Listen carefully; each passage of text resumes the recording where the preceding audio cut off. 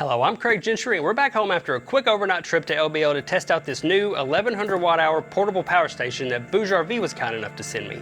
Stay tuned to see how we put it to use and what my thoughts are on this power station.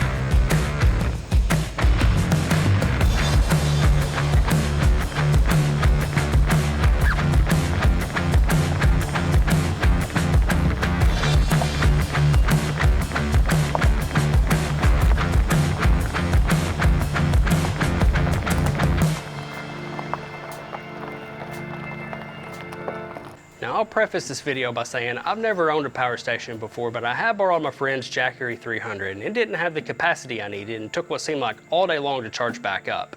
This BougeRV power station has 1100 watt-hour capacity, so that's almost 4 times the capacity, and it's hardly any bigger in size. 1100 watt-hours is large enough to power most devices all day, and the 200 watt quick charging means it'll be back up to 100% in just a few hours. You can recharge it by plugging it into a wall, or you can use any 12-volt socket inside your vehicle to charge it when driving. My 4Runner has both power outlets in the rear, so when we're out for the day, I'll take advantage of the dual handle portability and move it back and forth between the vehicle and the camper. Solar power is also an option with the built-in 200 watt PV input and included MC4 pigtail. We have a big trip coming up in just over a month, so I needed to know how to use it and what it can power. This weekend I learned that phones and laptops don't even phase this thing. I've got an old MacBook and the internal battery only lasts a few minutes without being plugged in. This power station is massive overkill if all you need to charge is small electronic devices like phones, tablets, and laptops.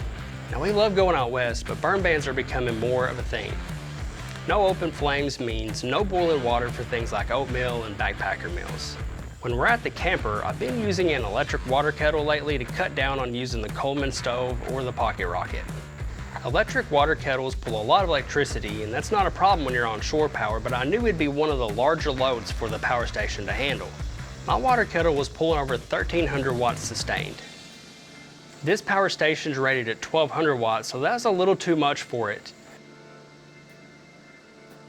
But it was just a thermal switch instead of blowing a fuse, so I just did it a few times and it still boiled my water and didn't ruin my oatmeal. That kettle's too big for our tiny little camper anyways, so I got this collapsible kettle that's made for travel. It pulls less than half the power and it has a regular wall plug, so I can use it when we're on shore power, or I can use it with the power station, so that problem's solved. Now, another heavy use device is my wife's hairdryer.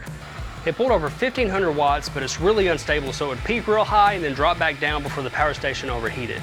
She was able to run the hairdryer plenty long enough without any problems with the power station shutting down. Curiosity got the best of me and I plugged the power station into our shore power socket.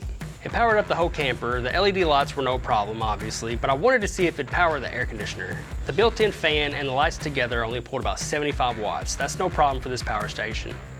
It'd probably charge our phones and run the built-in fan all night. I kicked on the AC to see if it'd be strong enough to run it. An air conditioner will pull a lot to get started, so I didn't think this power station would be able to run it, but to my surprise, it kicked the compressor on just like when it's on shore power. With 1100 watt-hour capacity, I don't think it'd be able to run the AC for very long, but I was impressed that it was able to handle the big surge of the compressor coming on. Other common uses for these power stations include CPAP machines, 12-volt fridge freezers, blenders, microwaves, coffee makers. There's a really wide range of how people are using these power stations. Hey, down in the comments below, drop me a line and let me know what you would power with this BougeRV power station. After using this power station for the weekend, I'm really impressed with it. It'll be riding with me on all my future road trips with or without the camper. If you'd like to see more info on this power station, visit BougeRV.com, and if you decide to purchase one for yourself, Use my discount code IAMCG at checkout and you'll get their largest discount. Thank you so much for watching. If you haven't already, please check out some of my previous videos, and if you enjoy them, consider subscribing to my channel. I'd really appreciate that. Thanks again, I'll see you next time.